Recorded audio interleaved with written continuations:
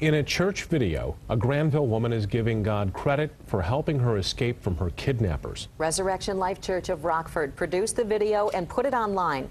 And 24-Hour News 8's Henry Erb talked with the church's pastor. He joins us in studio right now. Henry?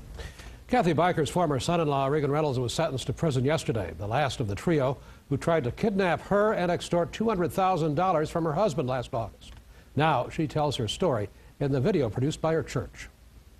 And I was utterly terrified. Two masked men with a knife were shouting, binding her with duct tape in her own bedroom, forcing her from her home and husband. The thought of having to leave my husband was terrifying, and putting duct tape around my ankles and getting me ready to go out of the house was like torturous.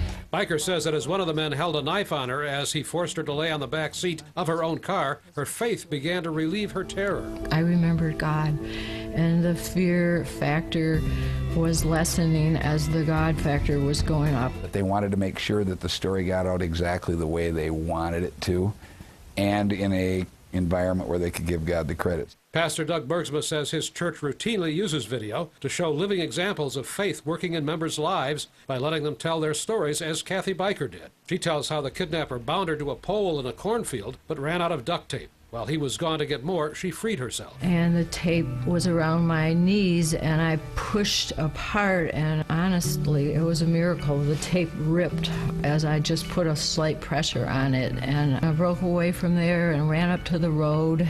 Biker credits God with showing her the right turn to take, because had she gone the wrong way, she would have run into the kidnapper coming back. She says that she prayed and hid and ran until she found a truck driver who called police. In the end, she says she is sad that the three men now sentenced for her kidnapping have ruined their lives. I have chosen to forgive these men before God, and therefore God has miraculously removed bitterness and resentment from me, and He's freed me. You can watch the entire 11-minute video on our website, WITTV.com.